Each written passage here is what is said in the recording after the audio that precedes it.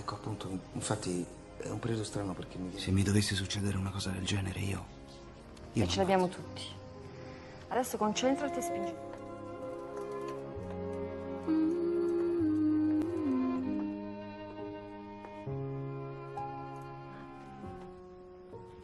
Io non faccio male a nessuno. Cosa mi rimane? Perché?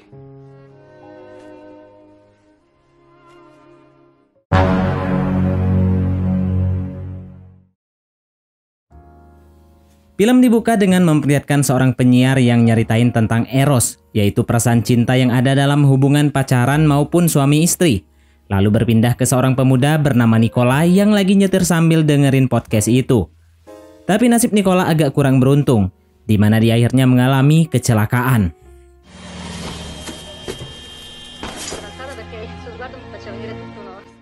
Sekarang Nicola jadi nggak bisa jalan alias semi lumpuh. Karena terapi tambah latihan, dia bakalan bisa pulih lagi. Di sana dia punya temen yang bernama Dario. Karena ada Dario, jadi Nicola ini nggak kesepian.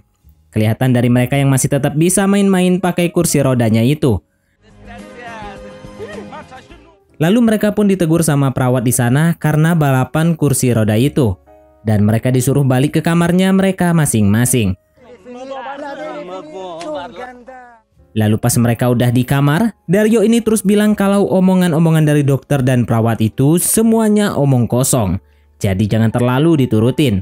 Tapi tiba-tiba datang Lucia, seorang perawat yang diperani sama Monica Bellucci, sang Lord of Mama Gurih. Nah, di sana mereka berdua langsung terpukau sama parasnya Lucia. Dan akhirnya si Nicola pun dikasih tahu kalau entar dia bakalan diterapi di ruangan gym sama Lucia ini. Tu non mi faresti male neppure se usassi la sega elettrica. Pas lagi di terapi, Nicola terus-terusan salpok dan kayaknya Nicola ini jatuh cinta pada pandangan pertama sama Lucia. Sampai-sampai otongnya si Nicola ini bergejolak mulu. Tapi Lucia yang udah terbiasa sama hal begituan pun cuma senyum-senyum aja. Se mi dovesse succedere una cosa del genere io m'ammazzo. Karena terus-terusan kebayang sama Lucia, akhirnya pas malam si Nicola pun ngigau sampai ngebangunin si Dario. Tu ti sei svegliata che grida Lucia, Lucia, ma che cazzo è? Ma come che succede? Oh, ma che sei scimunito? Pas paginya si Dario sama Nicola lagi main basket dan ada pacarnya si Nicola di sana yang namanya itu Sarah. Di situ Dario ngancem Nicola bakalan ngasih tahu Sarah kalau Nicola ini naksir sama susternya. Tapi ternyata itu cuma bercandaan doang karena si Dario malah bilang ke Sarah kalau si Nicola ini sayang banget sama dia. Terus pas sorenya Nicola lagi-lagi diterapi sama Lucia. Di mana hal itu malah bikin Nicola jadi berimajinasi kalau si Lucia ini nyuruh Nicola buat megang batangnya. Ce l'abbiamo tutti. Adesso concentrati e spingi. Quale schifoide? Tapi bagusnya karena imajinasinya itu, dia akhirnya bisa ngerakin kakinya lagi. Nicola pun senang banget, begitu juga dengan Lucia. Funziona. Funziona. Pas Nicola balik ke kamarnya, ternyata Dario udah nyiapin satu fisioterapis pribadi yang ternyata adalah cewek BO-nya si Dario. Nicola pun diminta untuk jagain pintu selagi si Dario ngenjotin fisioterapinya ini. Ti chiamo io.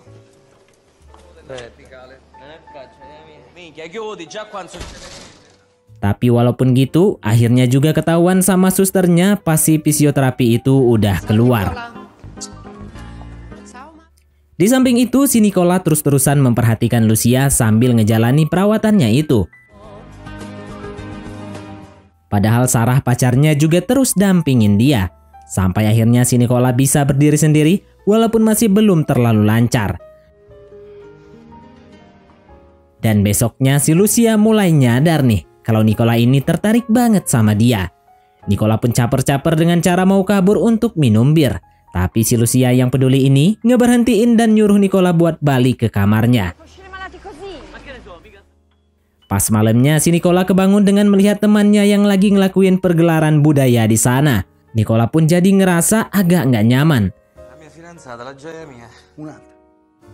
Tapi besoknya habis selesai terapi, si Nicola balik ke kamarnya dan dapat kabar kalau Dario bakalan dipindahin ke rumah sakit lain karena kemungkinan sembuhnya yang terlalu kecil. Mereka berdua pun berpisah dengan lumayan dramatis dan sedih.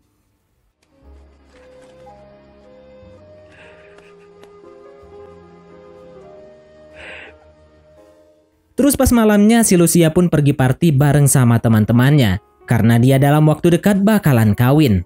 Tapi obrolan teman-temannya itu terlalu mojokin dia, dimana akhirnya dia jadi nggak nyaman dan akhirnya pergi dari sana. Pas Lucia di luar, dia pun melihat ABG yang lagi pacaran dan ahan. Nah, karena iri, akhirnya dia pun langsung ke tempatnya Nicola dan ngajak Nicola minum-minum. Yang akhirnya berakhir pada pertunjukan duniawi antara perawat dan pasien.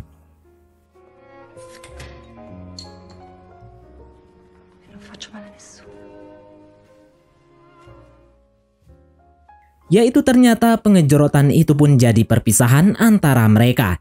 Karena besoknya ternyata si Nicola udah boleh pulang karena kondisi kakinya yang semakin membaik. Film pun berlanjut ke cerita selanjutnya. Masih di rumah sakit itu, di sini ada sepasang suami istri yang ngelakuin konsultasi terkait pembuatan bibit bayi. Di mana ternyata pasangan itu nggak bisa punya anak karena bibit kecebong milik suaminya yang kurang kuat dan kurang banyak. Tapi ternyata di sana ada beberapa metode pembuatan bayi yang dilarang sama pemerintah. Sampai akhirnya pasangan suami istri ini ngelakuin terapi hormon yang ngebuat pasangan ini jadi susah akur. Ehi, perché non Sei tutto rosso. sono rosso? Con quelle vampate in faccia, capito? Allora mi alzo. Mi ha mandato solo un SMS, non ce la faccio, c'era scritto. Lalu Franco si suami mengajak Manuela istrinya itu untuk dinner romantis di restoran. Tapi karena terapi hormon itu jadi kesehatannya si Manuela juga rada terganggu. Sampai akhirnya mereka berdua malah ribut di restoran itu. Fai lo stronzo con le cameriere. Perché tutto questo? Perché questo qua ha gli spermatozoi. Tapi Franco yang masih merasa bersalah pun nggak ngelawan istrinya dan mereka berdua pun pulang ke rumahnya.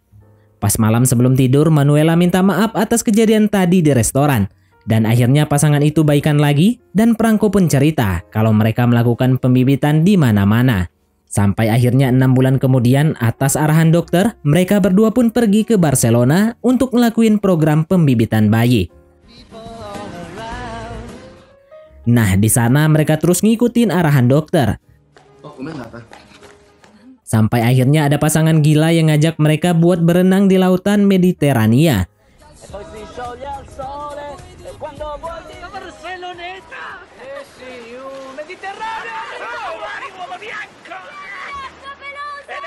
Karena berenang itu akhirnya pas malam Franco jadinya sakit dan gak bisa bergenjot ria sama istrinya sesuai arahan dari si dokter. Tapi demi nyelesain misinya dengan maksimal, paginya pun Franco mendatangi tempat penampungan lendir di rumah sakit itu dan mulai buat keluarin bibit kecebongnya. Dia yang kurang enak badan pun nyoba ngurut otongnya dengan foto Mona Lisa biar kelak anaknya jadi pribadi yang baik seperti Mona Lisa. Dan singkat cerita bibitnya pun keluar meskipun sedikit banget. Sambil nunggu info lebih lanjut dari dokter, pasangan ini pun duduk-duduk di taman. Dan gak lama tiba-tiba Franco dapat telepon kalau pembibitannya itu udah bisa dilanjutin. Si Manuela pun dibawa ke ruangan pembuahan dan akhirnya mereka pun punya bibit aktif di dalam perutnya Manuela. Franco pun dengan sabar dan telaten merawat istrinya sampai akhirnya mereka pun pulang lagi ke Italia. Di sana Franco udah punya bayangan sendiri kalau kelak dia bakalan main bola bareng sama anak cowoknya itu. Tapi pas sampai di Italia mereka cek kandungan dan dapat informasi kalau bayi mereka itu cewek. Franco kecewa banget karena anaknya nanti nggak bisa diajakin main bola. Tapi ya mau gimana lagi, daripada nggak sama sekali akhirnya dia pun nerima aja. Dan pas perjalanan pulang di mobil, Manuela bilang ke Franco bakalan namain anak cewek itu dengan nama neneknya yaitu Nona Lisa.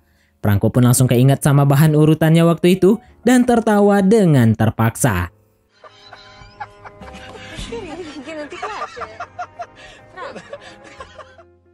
Lanjut ke cerita berikutnya di mana terlihat Filippo sedang menelpon penyiar di awal film sambil nyeritain masalahnya yaitu dia adalah penyuka sesama jenis. Lalu berpindah pada sebuah pernikahan di mana terlihat semua orang di situ begitu bahagia. Sampai akhirnya datanglah sesi foto keluarga dan Filippo pun mojok sendiri karena dia bukan bagian dari keluarganya pengantin. Tapi Posko si adik dari pengantin cewek ngajakin Filippo ini untuk ikut fotoan meskipun bapaknya itu nggak suka. Sampai akhirnya diperparah lagi dengan kakaknya Filippo yang ngumumin kalau adiknya juga bakalan ngelakuin pernikahan sesama jenis. Si bapak langsung pergi dari sana dan Fosco dimarahi habis-habisan sama bapaknya.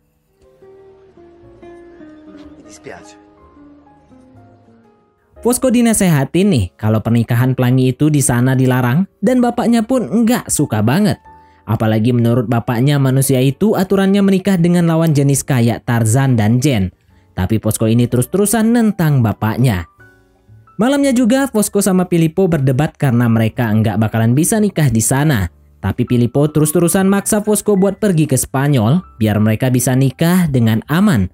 Dan pas paginya, Fosco di tempat kerjanya didatangi sama temannya. Dan sambil nyetor uang ke dalam brankas, temannya ini bilang kalau dia tahu rencana Fosco sama Filippo yang bakal nikah ke Spanyol. Fosco pun bingung karena ngerasa nggak pernah bilang kayak gitu. Akhirnya dia pun pulang dan marahi Filippo. Mereka pun berdebat lagi sampai akhirnya mereka berdua bubaran. Filippo pergi ngedatengin temannya yang emang anggota pelangi sejak lama. Sedangkan Fosco balik ke bapaknya dan pulang ke rumahnya. Filippo datang ke klub pelangi dan party di sana. Di sisi lain Fosco ketemu sama kakaknya yang juga pulang ke rumah orang tuanya setelah ribut sama suaminya.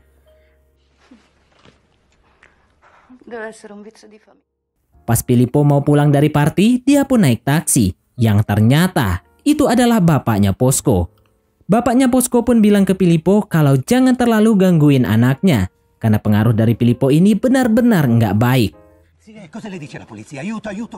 Akhirnya Filippo yang stres pun pergi lagi sama temennya ke taman kota dan nenangin dirinya di sana sambil main air. Di rumah Fosco dinasehati sama kakaknya dan akhirnya memilih buat balik ke Filippo. Tapi pas mau masuk ke apartemen, dia dicibir dan akhirnya dia pun digebukin sama orang yang anti pelangi. Nah, bagus dong kalau gitu.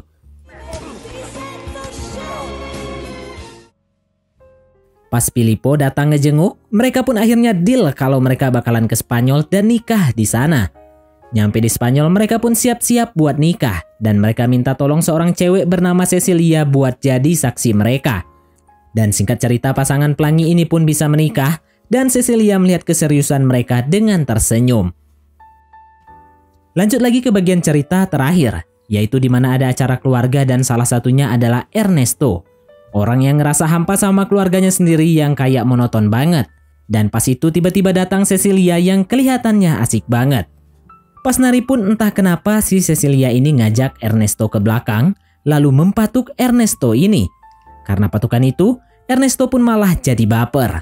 Sampai pas malamnya, Ernesto jadi nggak nyaman karena terus-terusan kepikiran sama Cecilia. Ernesto ini ternyata adalah kepala pelayan di restoran bintang 5. Dan malamnya pas pulang kerja, Cecilia ngedatengin Ernesto di genteng.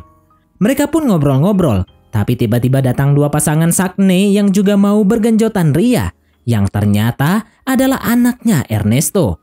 Cecilia pun ngedeket dan negur anaknya Ernesto itu, sedangkan bapaknya malah sembunyi. Dan pas situasi sudah aman, Cecilia pun ngegodain si bapak ini lagi dan mempatuk si Ernesto.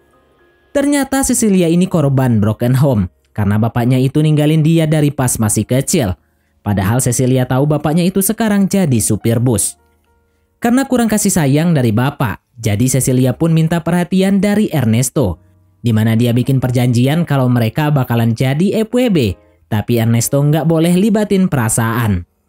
Dan singkat cerita, karena perjalanan itu, Ernesto dan Cecilia pun melakukan pagelaran budaya di mana-mana, termasuk di kolam air panas pas malam-malam. Mereka pun merasa kalau hubungan ini seru banget. Tapi nggak lama Ernesto ketahuan sama istrinya. Istrinya Ernesto pun nggak ada masalah dan malah maafin Ernesto. Nah, malah karena itu, Ernesto jadi ngerasa istrinya itu sengaja bilang kayak gitu, biar Ernesto ini jadi ngebatin. Ernesto pun malah pergi dari rumahnya sendiri. Dia pun ikut pergaulan malam bareng sama Cecilia. Tapi tiba-tiba, dia kena serangan jantung pas lagi dugem.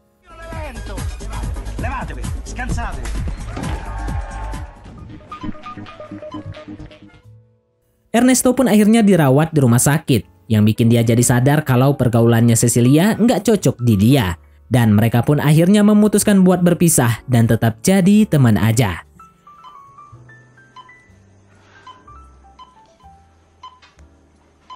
Addio Ernesto.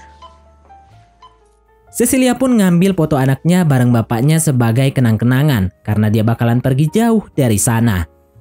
Di akhir film dijelaskan kalau penyiar radio itu adalah suaminya Lucia dan ceritanya Ernesto pun jadi ramai.